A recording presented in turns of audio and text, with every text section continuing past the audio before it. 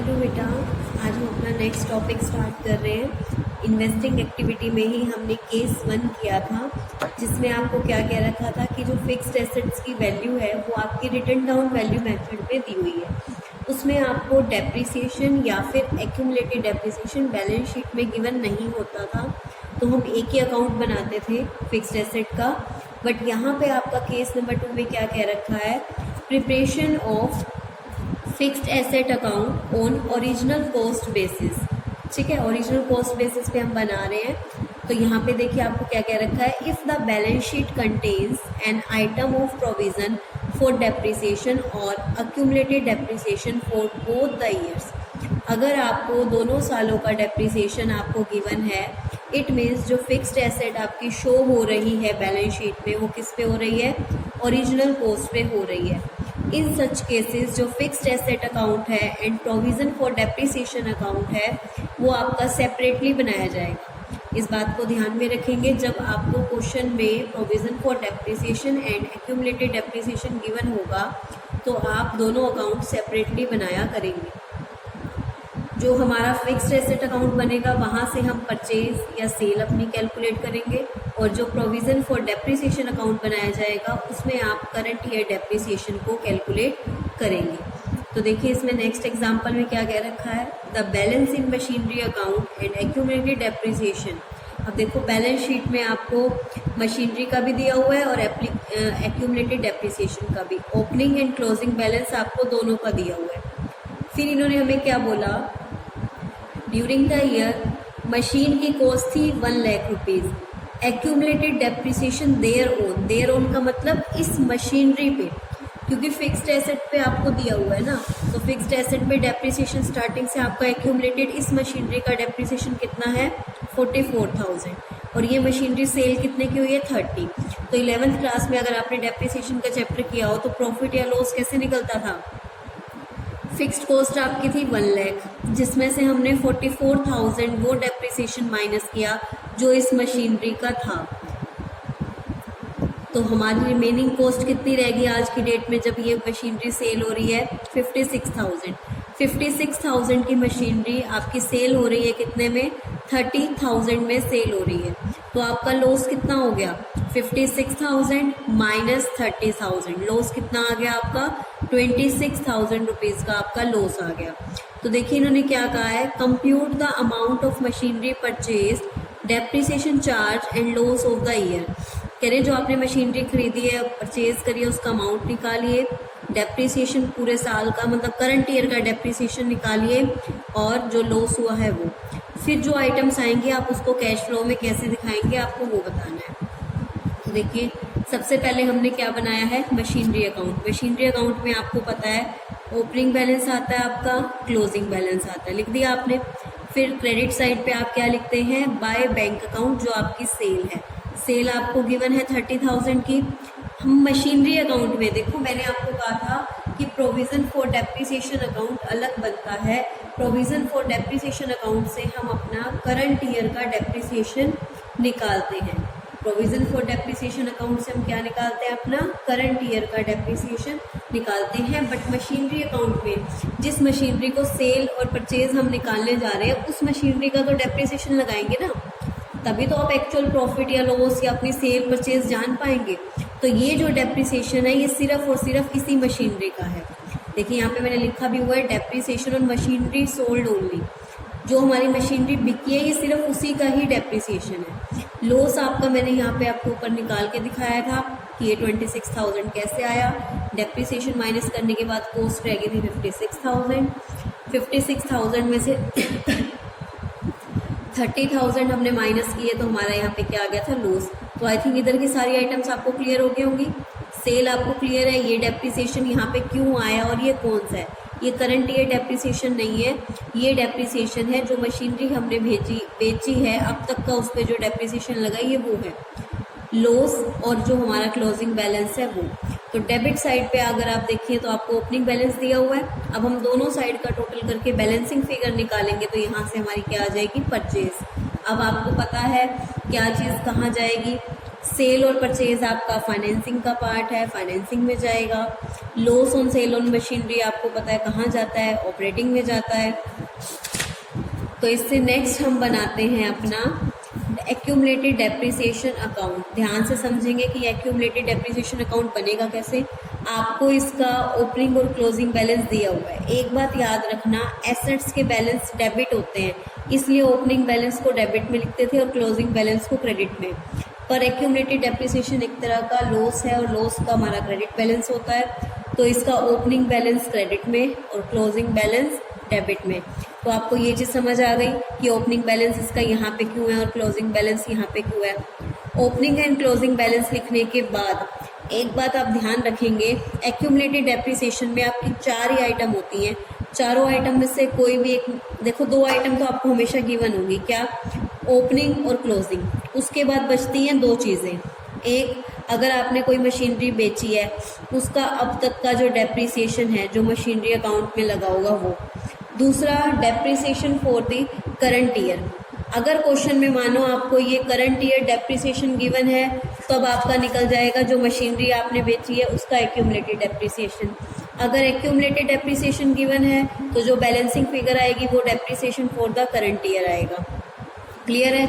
इस क्वेश्चन में हमें क्या गिवन था, 44,000। ये मशीनरी अकाउंट से आएगा, ये भी ध्यान रखना, वहाँ से ट्रांसफ़र होकर आया क्योंकि मशीनरी का डेप्रिसिएशन है। ठीक है, अगर बैलेंसिंग फिगर निकलेगी तो मशीनरी अकाउंट में इसको ट्रांसफ़र कर देंगे, पर अभी ये ट्रांसफ़र होकर आया है क्योंकि हमें गिवन था। तो ये चीज़ हमें गिवन थी, जो हमने मशीनरी बेची है उसका डेप्रिसिएशन।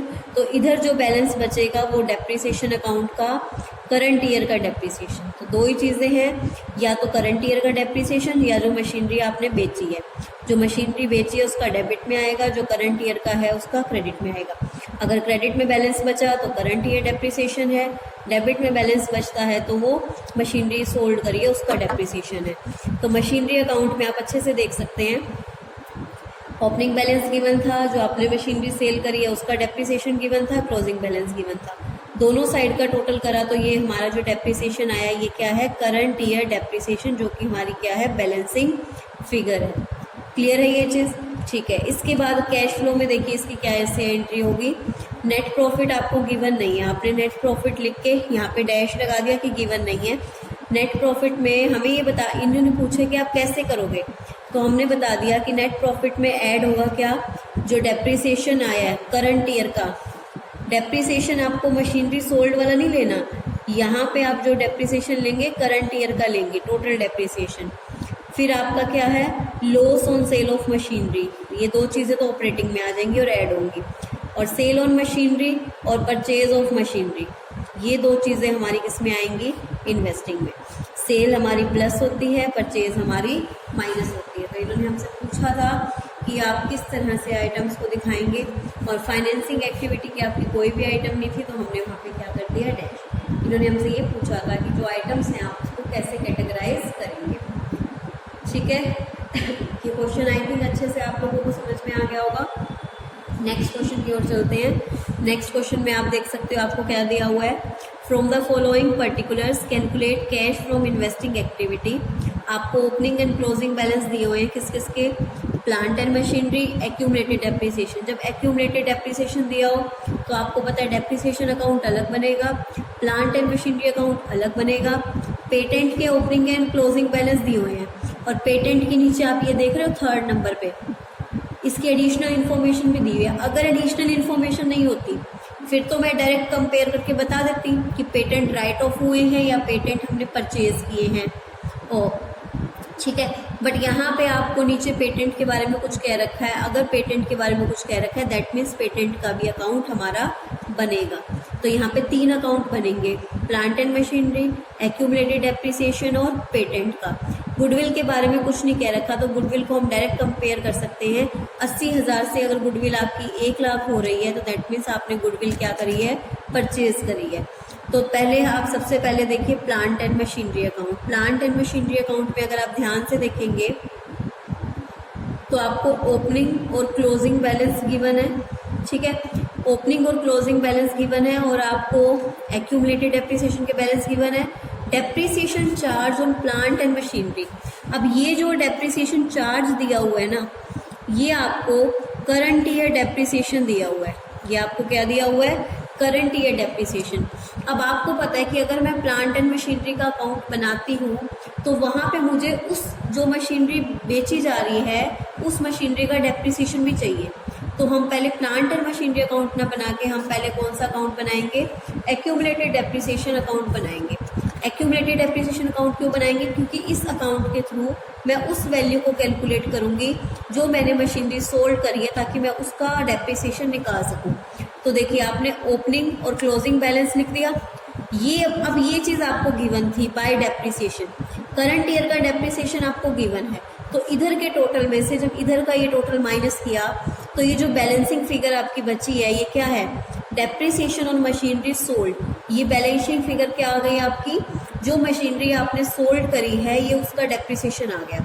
और ये डेप्रिसिएशन कहाँ जाएगा? To plant and machinery.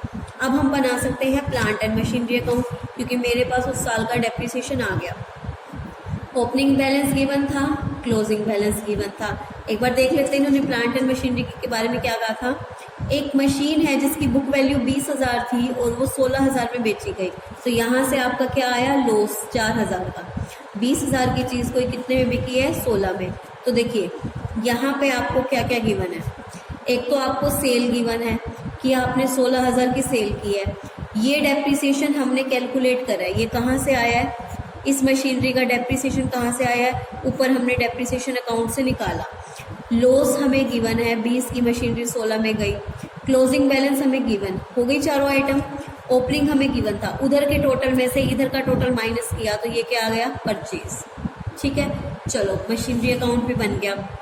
अब बनाते हैं पेटेंट अकाउंट। पेटेंट अकाउंट के लिए पहले क्वेश्चन को समझते हैं। ओपनिंग क्लोजिंग बैलेंस आपको गिवन था। नीचे आपको क्या रखा है? Patent having a book value. Patent थी जिसकी बुक वैल्यू थी 80,000, वो चीज़ कितने में बिकी है? 1,60,000 में बिकी है। तो आप देखिए कि प्रॉफिट कितना है आपको। जो चीज़ 80,000 की थी वो आपकी 1,60,000 80,000 में बिक 1,10,000 में बिक रही है, तो प्रॉफिट कितने का हुआ? 30,000 का। तो देखो पेटेंट का ओपनिंग क्लोजिंग बैलेंस गिवन है और प्रॉफिट गिवन है, और कितने में सेल हुई? पेटेंट की सेल भी गिवन है। चार चीज़ें गिवन है, opening balance, closing balance, sale और प्रॉफिट। तो पेटेंट अकाउंट अगर हम देखें, ओपनिंग बैलेंस गिवन है, क्लोजिंग बैलेंस गिवन है, सेल गिवन है और आपको क्या गिवन है? प्रॉफिट। प्रॉफिट गिवन है। तो बचा क्या? इधर के टोटल में से यहाँ बैलेंस बचा। अगर यहाँ होता तो परचेज हो जाती, पर यहाँ पे सेल गिवन है तो बैलेंस सेल तो होगा नहीं। दैट मीन्स वो पेटेंट रिटर्न ऑफ है। दैट मीन्स वो पेटेंट, जैसे गुडविल राइट ऑफ होता है ना, इसी तरह पेटेंट राइट ऑफ भी होता है कि पेटेंट की वैल्यू हमारी क्या हो गई है? कम हो गई है। और पेटेंट राइट ऑफ आपका ऑपरेटिंग एक्टिविटी में जाता है। सेल आपकी कहाँ जाती है? इन्वेस्टिंग एक्टिविटी में। सेल आपकी कहाँ जाती है? इन्वेस्टिंग में। तो देखो कैश फ्लो अकाउंट कैसे बनेगा। इन्वेस्टिंग एक्टिविटी का हमें बनाना है। Sale of machinery, purchase of machinery, machinery account से आ गया। उसके बाद sale of patent, patent account से आ गया। परचेज गुडविल आ गया। इन्वेस्टिंग में ना तो कोई डेप्रिसिएशन का लेना देना है ना किसी चीज़ का। इस क्वेश्चन में अगर एक्यूमुलेटेड डेप्रिसिएशन अकाउंट बना था तो वो जो मशीनरी हमने बेची थी हमें उसका डेप्रिसिएशन वहाँ से निकालना था, इसीलिए बनाया गया था वो अकाउंट। एंड सेकेंड थिंग, आपका प्लांट एंड मशीनरी अकाउंट में वो जाना था डेप्रिसिएशन, जहाँ से हम अपनी एक्चुअल परचेज कैलकुलेट कर सकें। तो ये क्वेश्चन भी आई थिंक आपको अच्छे से समझ आ गया होगा कि कहाँ से हमने क्यों निकाला। क्लियर है ये चीज़। नेक्स्ट क्वेश्चन की तरफ बढ़ते हैं। नेक्स्ट क्वेश्चन आपका 26 क्वेश्चन है। देखिए इसमें आपको क्या क्या रखा है। हीरो लिमिटेड के बैलेंस दिए हुए हैं नॉन करंट इन्वेस्टमेंट के। ओपनिंग बैलेंस गिवन है, क्लोजिंग बैलेंस गिवन है। इन्होंने कहा ड्यूरिंग द ईयर कंपनी ने 40% ऑफ द ओरिजिनल इन्वेस्टमेंट, जो आपकी ओरिजिनल इन्वेस्टमेंट थी उसका 40% बेचा है। कितने प्रॉफिट पे? 84,000 के प्रॉफिट पे। तो आपका ओपनिंग बैलेंस कितना है? 3,40,000। ये ओरिजिनल वैल्यू है। 3,40,000 का 40% कितना हो गया? 1,36,000 निकाला हुआ है। तो 1,36,000 तो हो गई कॉस्ट। सेल कैसे निकलती है? Cost plus profit.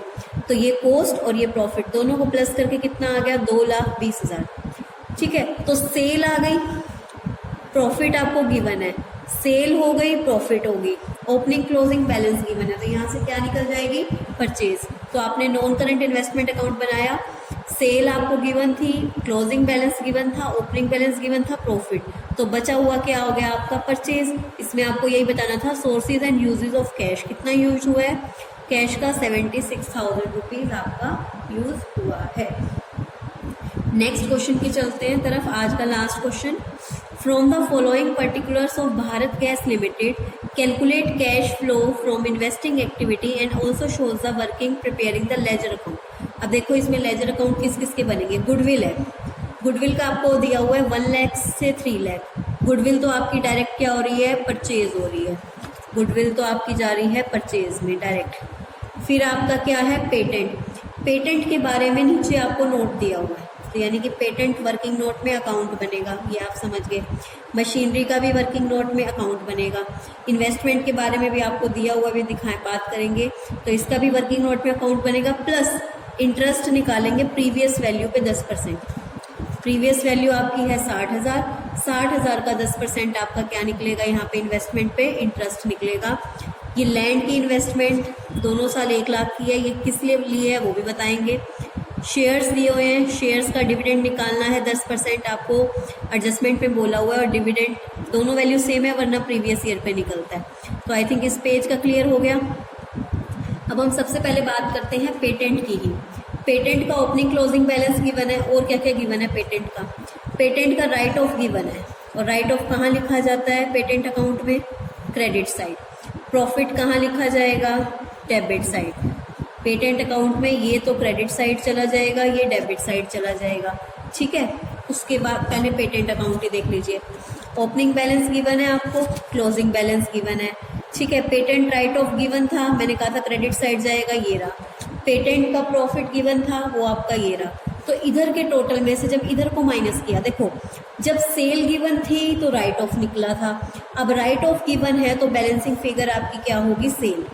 तो पेटेंट की सेल आ गई, पेटेंट की सेल आपकी इन्वेस्टिंग एक्टिविटी में क्या होएगी, आपको पता है सेल क्या होती है, प्लस, तो पेटेंट की सेल आपकी क्या हो जाएगी, प्लस। उसके बाद बनाते हैं मशीनरी अकाउंट। मशीनरी अकाउंट में देखिए यहाँ पे ना जो दिया हुआ है केस 1 है, क्योंकि बैलेंस शीट में आपको कोई प्रोविजन फॉर डेप्रिसिएशन या फिर कुछ भी एक्यूमुलेटेड डेप्रिसिएशन नहीं दिया हुआ था, तो पढ़िए केस 1 वाली बात है। एक मशीनरी थी 1,40,000 की, और इस मशीनरी पे डेप्रिसिएशन लगा था 60,000, उसको हमने बेच दिया 50,000 में, और डेप्रिसिएशन ड्यूरिंग द ईयर पूरे साल का डेप्रिसिएशन है 1,40,000। आपको पता है कि हम जो मशीनरी अकाउंट में डेप्रिसिएशन लगाते हैं पूरे साल का लगाते हैं, बट जो ये वाला डेप्रिसिएशन है किस लिए काम आएगा, लॉस कैलकुलेट करने में।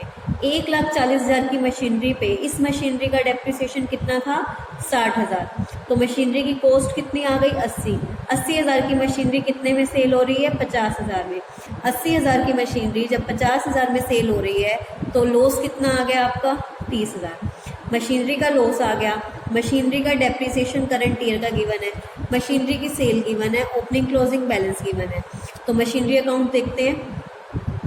मशीनरी में आपको करंट ईयर का डेप्रिसिएशन गिवन है जो मशीनरी अकाउंट में यहाँ आएगा, फिर सेल गिवन है जो यहाँ आएगी, लॉस हमने निकाल लिया, क्लोजिंग बैलेंस आपको गिवन है, ये चारों चीज़ें गिवन थी। ओपनिंग बैलेंस गिवन है, तो इधर जो बच गया वो हमारी क्या निकली, परचेज। इधर जो बच गया वो हमारी क्या निकली, परचेज निकली। क्लियर है। इसके बाद देखो इन्वेस्टमेंट अकाउंट। इन्वेस्टमेंट का आपको ओपनिंग और क्लोजिंग दोनों बैलेंस गिवन थे। इन्वेस्टमेंट आपको देखो इन्वेस्टमेंट के बारे में बोला क्या होगा, तो इसमें देखो आपको क्या कह रखा है इन्वेस्टमेंट के बारे में कि आपने परचेज किया, आपको परचेज और प्रॉफिट गिवन है, इंटरेस्ट रिसीव निकालना निकाल लिया, डिविडेंड निकालना हमने निकाल लिया। तो यहाँ पे देखिए ओपनिंग बैलेंस गिवन है, क्लोजिंग बैलेंस गिवन है, परचेज और प्रॉफिट गिवन है, तो रिमेनिंग वैल्यू क्या आ गई, सेल। अब देखो जो लैंड वाली इन्वेस्टमेंट है उसका अकाउंट नहीं बनेगा, क्योंकि उस इन्वेस्टमेंट को आपने लिया है कमर्शियल पर्पस के लिए, और कमर्शियल पर्पस से आपको उसमें क्या मिल रहा है, रेंट। तो रेंट हमारा कितना आ गया, 30,000 रुपये, ठीक है। तो यहाँ से आपने ये कैश फ्लो बना इन्वेस्टिंग का। Thank you. कोई डाउट हो तो पूछ लेना। नेक्स्ट फाइनेंसिंग हम नेक्स्ट क्लास में करेंगे, पर उससे पहले आपका इन्वेस्टिंग का टेस्ट होगा। Thank you.